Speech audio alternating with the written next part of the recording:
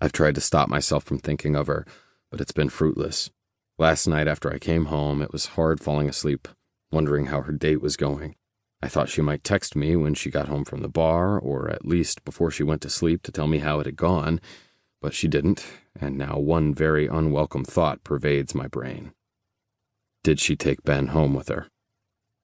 As far as I know, Natalie's not the type for a one-night stand, but she has been complaining lately about her lack of a love life, so who knows? There's one thing I know for certain. The thought of her sleeping with Ben makes my skin crawl. I remind myself what she said yesterday, that she doesn't sleep with a man on the first date. But there's always an exception to that rule, especially if alcohol and hormones factor into the equation. Yet something inside me needs to know for certain. I'm almost laser-focused on needing to know what happened with the two of them. As I lather up under the spray of warm water, I hatch a plan. Dressing quickly in a pair of jeans and a t-shirt, I'm out the door in 15 minutes flat. "Be right there," Natalie calls out when I knock on her front door a short time later. I know I shouldn't care if she hooked up with Ben last night, but part of me, this weird, possessive part I've kept well hidden, needs to know. Fuck, what's wrong with me? When Natalie opens the door, I'm immediately struck by the sight of her. She's just come from the shower by the looks of it. Her hair is damp, and her cheeks are bare of makeup and slightly flushed. She's dressed only in her robe. The scent of lilacs and clean cotton floats between us. I can't help but inhale the scent of her as she leans in close and gives me a friendly one-armed hug.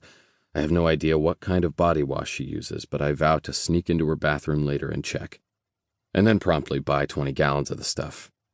The thought of jerking off while surrounded by the scent of her is a mental image so vivid my cock twitches and stirs to life. Get your shit together, Cam. You're standing in the presence of your best friend, not a chick you met on Tinder. What are you doing here? She smiles at me, completely oblivious to the filthy thoughts infiltrating my brain. I shrug. I was in the neighborhood. And then I hold up the paper coffee cup containing her favorite, a chai tea latte. And I thought you could use one of these. Gimme. Natalie grabs the cup and heads toward her bright, sunny kitchen. You coming? She calls over one shoulder, making sure I'm following. I pray that she's going to go get dressed. Otherwise, I can't be held responsible for letting my gaze drift over her bare legs and ample cleavage. Just let me change. I'll be right back. Thank God for small miracles. She heads to her bedroom, and barely 30 seconds later, she's strolling out in a pair of leggings and a faded t-shirt emblazoned with our college mascot. Are you here alone? I ask, propping one hip against the counter while Natalie removes the lid from her cup and takes a small sip. Of course, who did you think would be here? I give her a shaky smile. No one. With raised brows, Natalie scoffs at me. Things went well with Ben, but they didn't go that well. So you liked him, though. She takes another sip and makes a pleased sound, muttering something that I think means yes. You guys going out again? I'm trying not to sound overly interested, but the truth is, I am curious.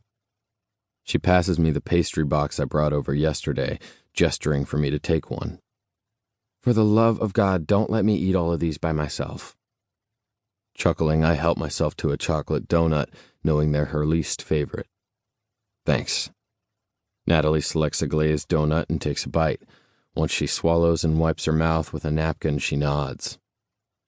He's taking me to that old vintage arcade later this week.